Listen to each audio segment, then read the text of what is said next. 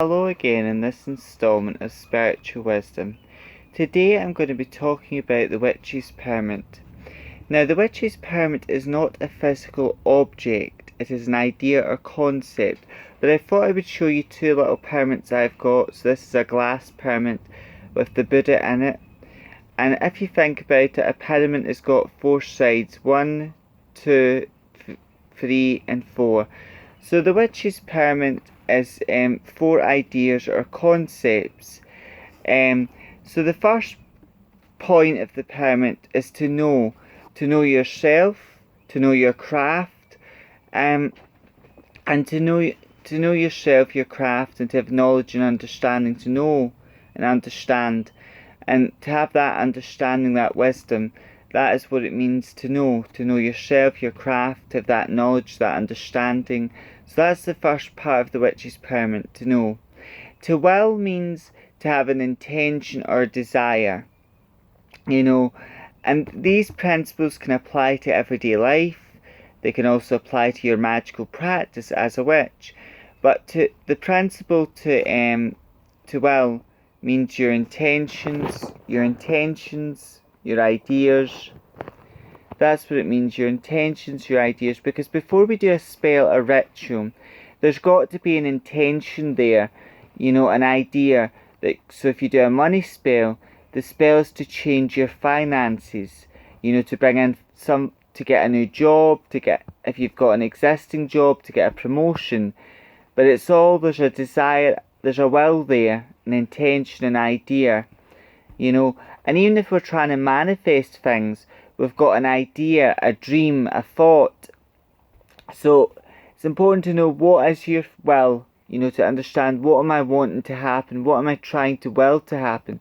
Because as witches, as spiritual people, as magical practitioners, we can will a lot of things into existence. And everything that exists was once someone's idea, thought or intention. And then to will is also to know your own desires, your own will, before doing a spell or ritual. And then the third part would be to dare. And that's to, once you've got your will, your desire, your intention, that's to, if you've got a dream, for example, and you're trying to manifest that dream, well, it's to take the necessary action what's in alignment with your job.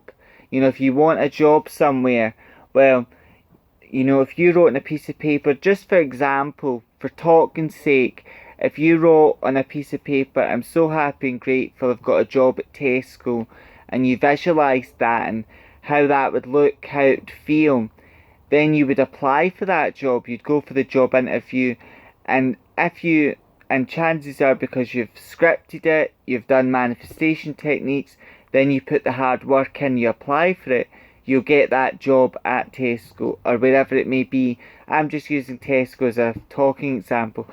But the thing there is to dare means once you've got your will, your desire, your intention, to dare is to do that spell or to take action in your life to make that goal, that desire happen. So you've willed it. Now the third part is to dare, to take the action that's needed to bring that goal, that desire into life, or to dare to do that spell, that ritual to bring about change. The fourth part of the Witch's Pyramid is to keep silent. And to keep silent means sometimes if you do spells or rituals, it's best to keep that spell and ritual between you and the universe and not tell anyone else about it. There'll be those who are supportive, but there may be some people that don't believe in magic, spellcraft, and they may say bad or negative things about what you're doing, so they may put a negative spin about it.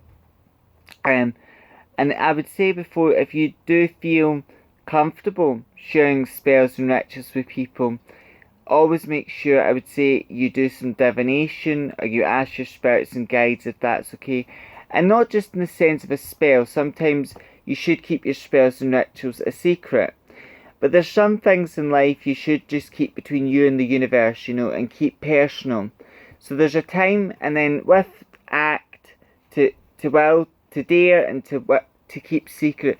Sometimes in life you've got to speak up, you've got to act and do some.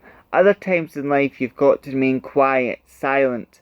And there's a lot of times in life where you've got to keep your mouth closed and keep quiet.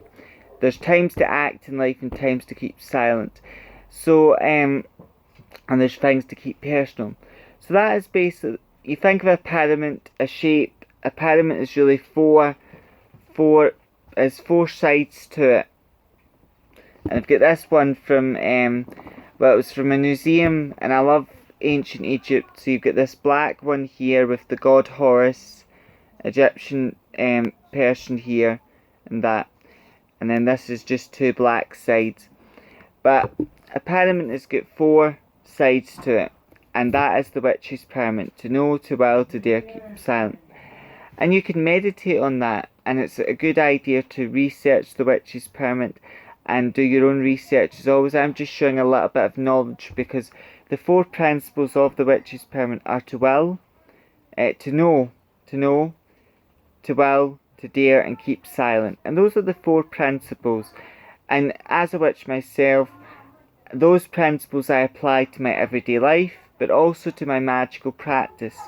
And many witches do with this principle. And and there's a good book. About witchcraft that explains the witch's pyramid in deeper detail, what I'll be talking about on YouTube as well. I'll be doing a book recommendation. But this is me just showing a little bit about the witch's pyramid, what it means, and how you can apply those four principles to your craft and also to your everyday life. And I apologise for the noise in the background. However, thank you for watching, and if you've been here for a while, well, thank you for your continued support, because your support is helping this channel grow. And this channel wouldn't be growing, and I wouldn't, without you, this channel would not be growing. It would not be a success without you following me here, and all of you who watch me and follow me here. So thank you so much. And if you're new to my channel, my name is Nicholas, and on my channel I talk about witchcraft, Wicca, paganism, self-love, and all manner of spiritual topics. So thank you for watching, and until next time, blessed be.